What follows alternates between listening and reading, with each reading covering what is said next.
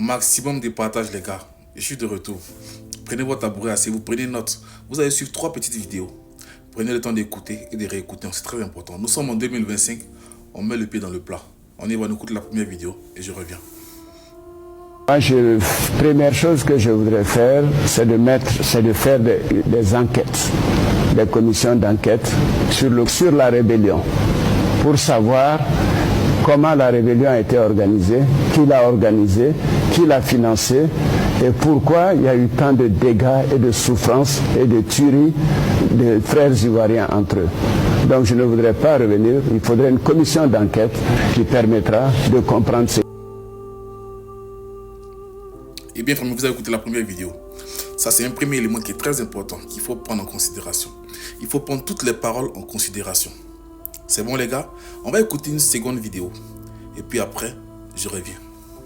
Vision ivoirienne, eh bien, ils n'y sont jamais parvenus. Retranché à l'hôtel du Golfe, sous la protection de casques bleus, Alassane Ouattara, le président reconnu par la communauté internationale, ici à droite de l'image, entend envoyer à nouveau ses partisans à l'assaut de la télévision. À l'extérieur de son hôtel, d'anciens rebelles venus du nord du pays ont rejoint son camp sous les applaudissements. Une présence lourde de menaces. Ces hommes en armes pourraient répliquer cet après-midi à la garde républicaine qui a perdu, selon eux, toute légitimité. Dans cette vidéo-là, ce qui m'a touché, ce sont les mots du journaliste. Il a dit, le président Alassane Ouattara et ses partisans et des anciens rebelles vont monter sur la RTI. Mais pourquoi on cherche les rebelles alors? Là, c'est la question que vous devez vous poser. C'est la question que vous devez vous poser.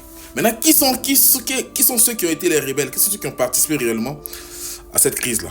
On va prendre une seule personne, un seul personnage. Vous allez l'écouter ici, et puis après, je reviens.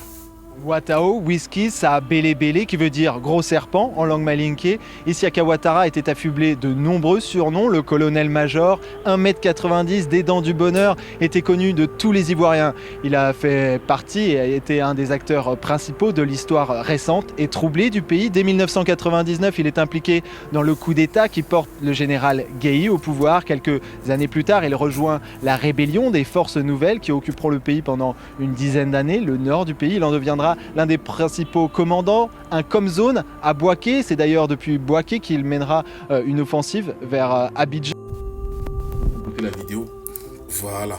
Donc vous savez maintenant qui est Ouattao, c'est ça? Vous savez maintenant qui est Ouattao. Mais la partie du film qui me plaît le plus, c'est quelles sont les personnes qui ont été récompensées après. Mais ce qui m'intrigue en fait, c'est pourquoi la CPI, la Cour pénale internationale, décide brusquement de fermer ses bureaux en Côte d'Ivoire. On écoute ici. L'information nous a été confirmée. La Cour pénale internationale fermera son bureau en Côte d'Ivoire cette année. Alors sur le... Mais la question que je me pose aujourd'hui, c'est pourquoi chercher les vivants parmi les morts? Pourquoi chercher les vivants parmi les morts? Quels sont ceux qui ont participé réellement à ces attaques? Ils sont où aujourd'hui? Tu es quitté là-bas ou bien?